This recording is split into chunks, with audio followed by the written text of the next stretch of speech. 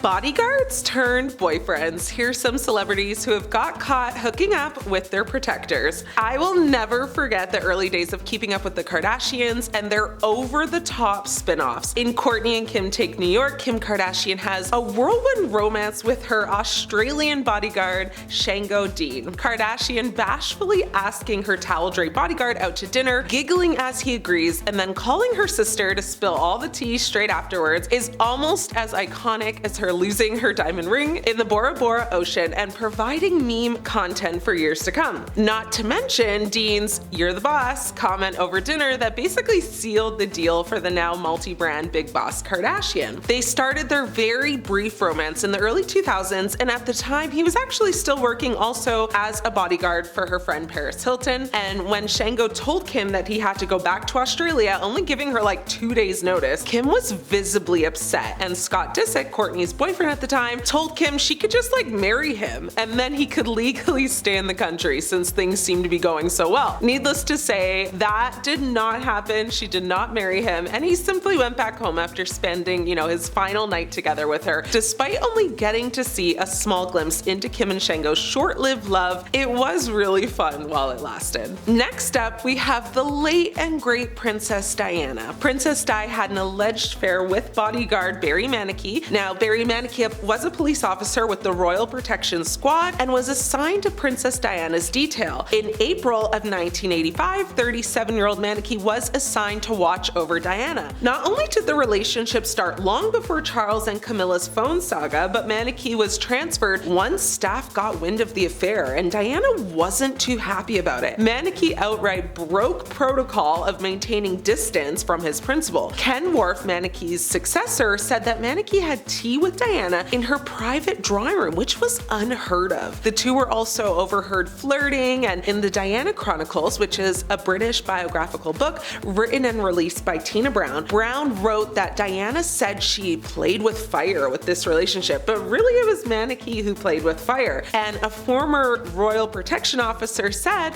once he was removed as her bodyguard, she was throwing her shoes at the back of his head. She was like completely distraught, and life was quite difficult for everybody. What's more, in 1987, Diana's alleged lover actually passed away a year later in a traffic accident similar to her own. He was actually, unalived in a motorcycle accident. Crazy. Very interesting. Rest in peace, my dear Diana. Britney Spears is next on the list. Britney dived into bodyguard territory in 2008 when she famously shared a few date nights and dance moves with her hired help, Lee.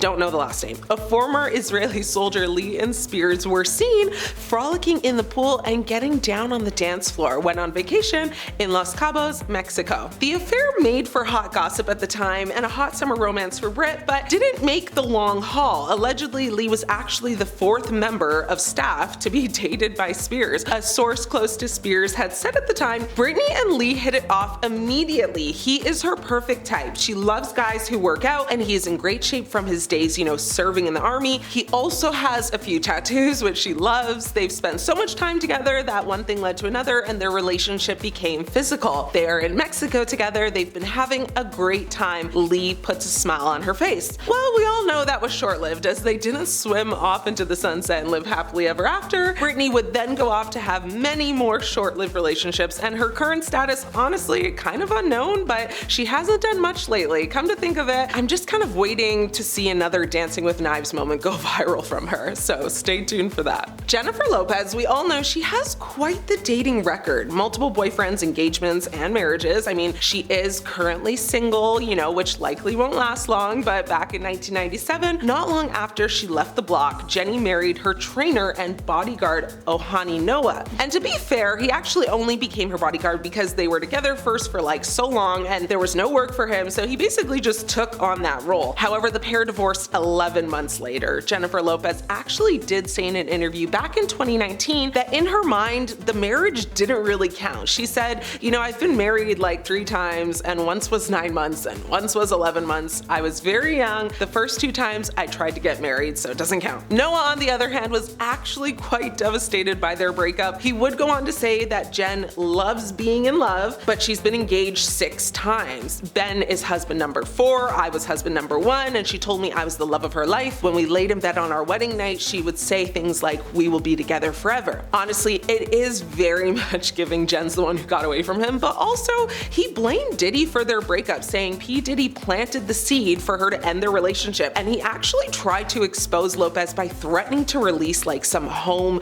video footage he had of her and secrets that she just didn't want revealed. It is so messy, and he was likely just looking for a payday. Nothing ever got released though, and honestly, I just hope at this point that Noah has moved on for good. Proving that the perfect rebound is one on your payroll, Heidi Klum started locking lips with her bodyguard pretty soon after she and ex-hubby Seal split. In 2012, romance rumors started swirling around Klum and her hired security guard Martin Kirsten. Now, the model revealed in an interview with Katie Couric at the time, saying Martin is a great man, and recently we just got to know each other from a completely different side. The pair reportedly dated, for a year and a half before calling it quits in 2013. Allegedly, Heidi reportedly played the role of sugar mama. Following the breakup, she allegedly bought her bodyguard, ex a house for his mother in his home country of South Africa, gave him money in an effort to keep him quiet. Heidi also may have given Martin money in addition to the house. A friend of his actually said she was spending like thousands of dollars on dinners, parties, clothes, like anything to kind of keep him quiet. Another friend of Martin claims he ended their romance because he was just sick of being like a house husband. He went from having a successful security career to playing Mr. Mom. He did, everything for the children. The friend claims that while Heidi would be working and out of town, Martin would look after her 4 children, whom she had with ex-husband Seal. Pamela Anderson may have avoided getting sick during the lockdowns, but she couldn't help catching feelings for her bodyguard. The former Baywatch star tied the knot for the 5th time with Dan Hayhurst in 2021. Now, the intimate ceremony was held on the grounds of her home on Vancouver Island on Christmas Eve. Now, the newlywed told Daily Mail TV at the time, "I'm exactly where I need to be, in the arms of a man who truly loves me." They confirmed meeting while Hayhurst was working on the model's home, while,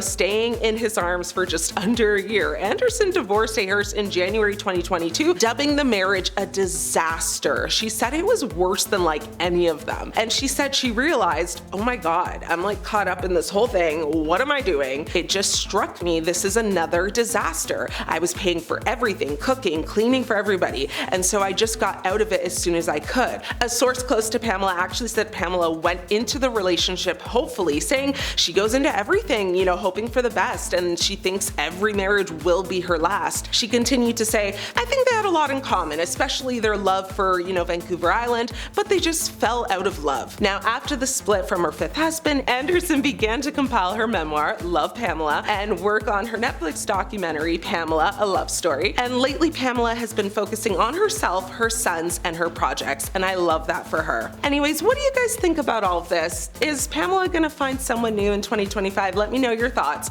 I'm your host, Ashley. It's been great catching up.